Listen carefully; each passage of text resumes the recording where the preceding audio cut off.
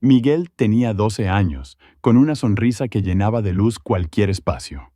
Sus progenitores, Clara y Fernando, le habían inculcado principios firmes: siempre ser generoso, respetar a los demás, pero nunca dialogar con personas desconocidas. Habitaban en un barrio pacífico. Sin embargo, en las últimas semanas había rumores de individuos incómodos paseando cerca de la escuela de Miguel. Antes de adentrarnos en la aventura de Miguel, recuerda pulsar el botón de suscripción. Como siempre, una mañana, Clara preparó la comida para Miguel en la escuela. En esa ocasión, sin motivo aparente, optó por envolver un sándwich adicional.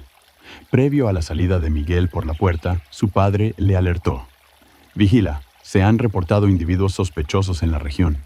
No converses con personas desconocidas, ¿entendido?». Miguel asintió de forma distraída, sin otorgarle excesiva relevancia. Esa tarde, tras sus lecciones y el partido de fútbol, Miguel regresaba a su hogar.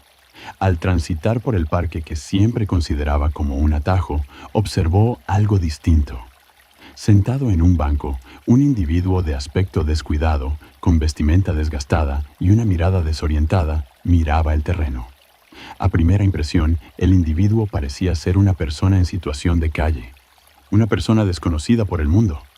Sin mucho razonamiento, Miguel extrajo el sándwich adicional que su madre le había hecho y se lo presentó al hombre. El individuo lo observó con asombro, como si no pudiera asimilar lo que estaba observando. «Agradezco, joven», murmuraba, apenas perceptible. Miguel sonrió y continuó su trayecto, sin reflexionar mucho más sobre el tema. Cuando Miguel llegó a su hogar, no reveló lo sucedido, no deseaba que sus progenitores se inquietaran. Tras todo, únicamente había sido un gesto de cordialidad.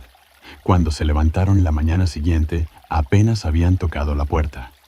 Clara abrió y se topó con 2 oficiales de policía vestidos de uniforme. «Saludos. ¿Podríamos conversar con ustedes y su hijo?», preguntó Component Placement con un tono grave. Clara, asustada, solicitó la entrada a los oficiales. Fernando se sumó al diálogo, mientras Miguel, aún con el pijama puesto, descendía las escaleras. «Miguel», inició uno de los agentes, «¿viste a algún individuo ayer cerca de la escuela?». El corazón de Miguel empezó a pulsar con mayor rapidez. «Sí», contestó. «Le proporcioné un sándwich a un individuo en el parque». Las miradas de los oficiales se cruzaron. «Ese individuo está en búsqueda por un hurto. Hemos observado la interacción a través de las cámaras de vigilancia», detalló otro oficial. «No tienes dificultades, pero puede que requieras presentar una declaración frente al tribunal». Los progenitores de Miguel lo observaron con inquietud. «Te hemos siempre dicho que no hables con personas desconocidas», le rememoró su padre, con una combinación de frustración e inquietud.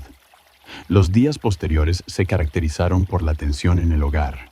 Fernando y Clara debatían acerca del sistema jurídico, acerca de las zonas grises entre lo bueno y lo malo, y acerca de si Miguel había actuado de manera adecuada o no. Una semana más tarde, un letrado visitó la vivienda para acondicionar a Miguel para su testimonio como testigo. «Solo di la verdad», le recomendó el letrado, un individuo con atuendo sombrío y una expresión serena. Llegó el día del juicio. Miguel, inquieto, se mantuvo constante y contó su relato de los sucesos.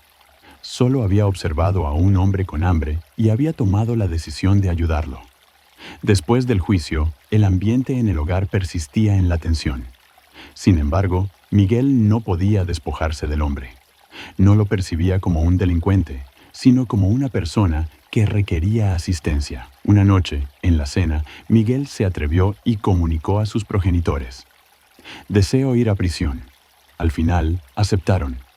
Es necesario comprender por qué su hijo persistía en pensar en aquel hombre. Días más tarde, la familia se trasladó a la prisión. En ese lugar, en una pequeña sala de visitas, se encontraba el individuo al que Miguel había asistido. Ya no usaba la misma indumentaria delicada, pero su mirada continuaba siendo la de una persona que había padecido mucho. Al observar a Miguel y a sus progenitores, esbozó una diminuta sonrisa. «Agradezco que haya venido», expresó con una voz ronca pero genuina.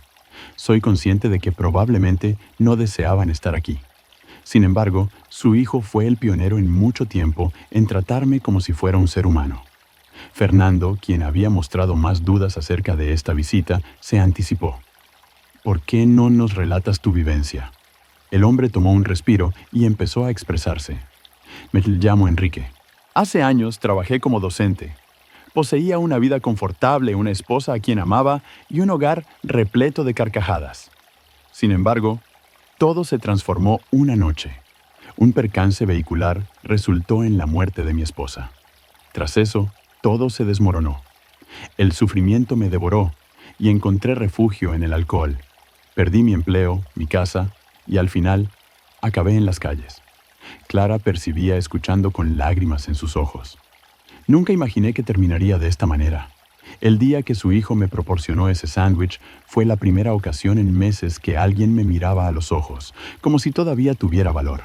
Prosiguió Enrique, mirando a Miguel con una combinación de agradecimiento y melancolía. Fernando, que había permanecido callado, finalmente pronunció una palabra. Debo reconocer que llegué aquí hoy cargado de prejuicios. Sin embargo, al oír tu relato, me percato de lo sencillo que es criticar sin entender el contexto completo. Tras esa visita, los enfrentamientos en la vivienda de Miguel experimentaron un cambio de rumbo. Clara sugirió la búsqueda de programas de rehabilitación para asistir a Enrique. Era consciente de que su trayecto hacia la recuperación sería extenso, pero también comprendían que no podían simplemente desestimar lo que habían aprendido. Con el paso del tiempo y con el apoyo de la familia de Miguel, Enrique consiguió ingresar a un programa de resocialización. Pese a los obstáculos y las observaciones de algunos vecinos que no concordaban con su apoyo, la familia se mantuvo firme.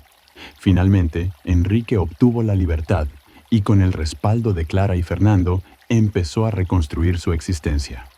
Se transformó en un integrante valioso de la comunidad, colaborando en proyectos de reinserción para individuos en circunstancias parecidas.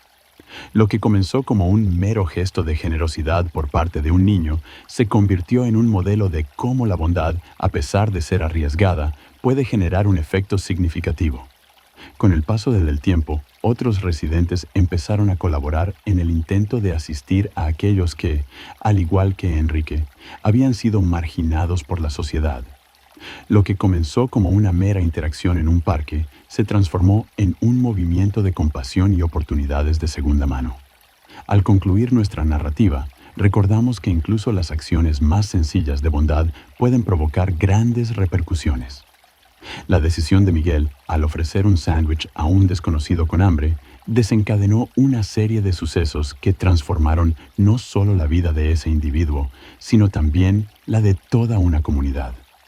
Hemos visto cómo la compasión puede superar el temor, cómo la empatía puede sustituir el criterio y cómo las segundas oportunidades pueden cambiar vidas.